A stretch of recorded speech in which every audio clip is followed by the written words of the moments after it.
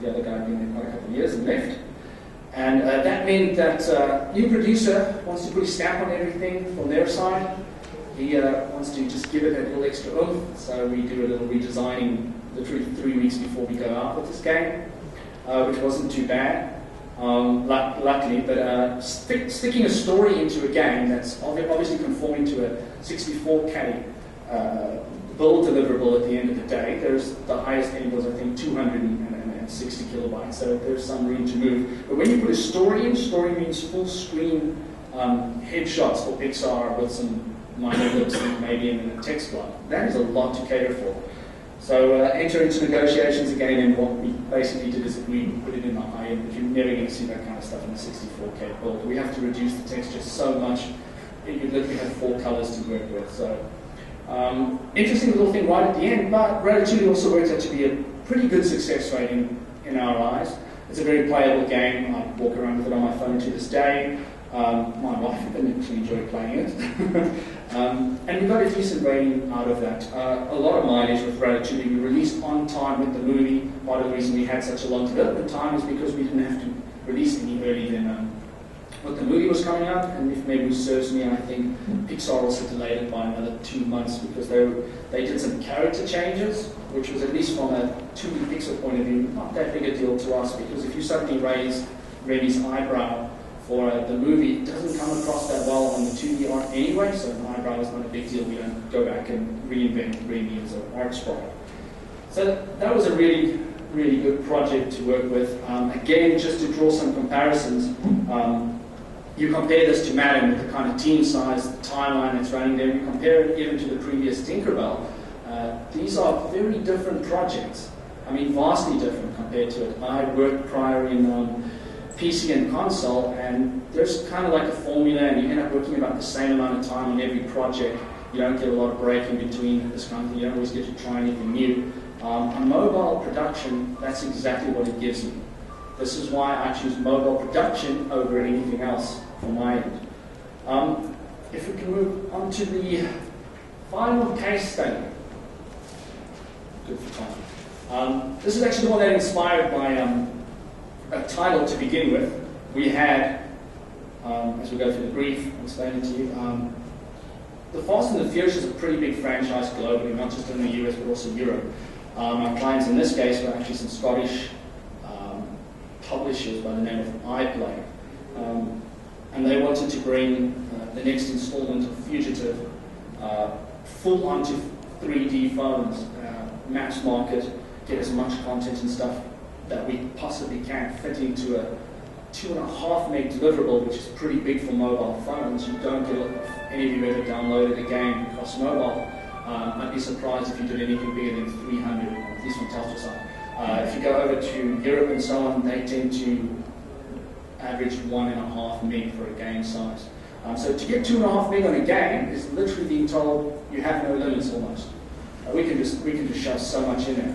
So the general premise of the Fast and the Furious franchise was you've got to support 4 cities, LA, Miami, Baton Rouge and Santa Fe, if I remember. It had a big story mode, it had customization, street races, evasion modes, we had cop chases, we had a whole bunch of things in this that just made it such a full content-rich game. The team that I got was 7 individuals, 3 engineers, 3 artists, and the 1 guy for the QA, which is, from team size point of view, it's a decent sized team, but given the kind of content we had on this particular project, it was still a bit of a challenge, especially when you tie that into our timeline of 7 months. So this is where the 7 people, 7 months, the 7 million is actually the Too Fast, Too Furious franchise had already downloads in excess of 7 million for the franchise, not any one particular title, but for the franchise, before they brought it to Firemint's doorstep. That's a lot of way to enter any kind of new project with knowing it's just like entering the Maddens. All these big franchises tend to already have a certain amount of pressure put upon them. So it tends to translate over to the team and they know what they're up against. Sorry. All right. Publisher, like I said, Scottish iPlay. And then the challenge on this was, it was a 3D only game for us. Brew and Java high-end, but it was massive content. And even halfway through this, the publisher decided that it should be a very good idea if we could just quickly also do a max run in Symbian version. We had to negotiate, so if I'm dead honest with you, that 7 months became about 9.5 after they added on those extra 2 SKUs. But generally, for what we originally entered into as the agreement side of it, we upheld really, really well, and still have iPlay as a publisher coming back to us, just like we do with Madden.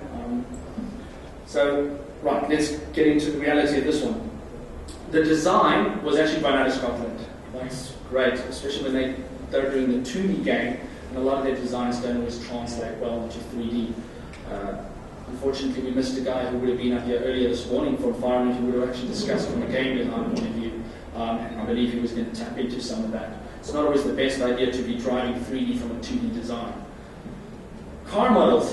One of the interesting bits of feedback we got was actually that we'd done so well with our car models, we actually had to taper them back because, as it turns out, iPlay didn't have the license to use the actual cars from the movies, only the characters and the name and the songs and so forth, but they didn't have the cars. Interesting bit of feedback. The city detail in this game we had to push to new levels on a mobile phone. We actually had, if you can think on it, a mobile phone version of a GTA type game, the Grand Theft Auto, in a big open world, multiple routes you could drive through, this kind of thing. It's not just a tunnel race, so you don't just have one track, this kind of thing. You had to drive in 4 open cities. That's quite a feat to pull off on any mobile phone. We did on this.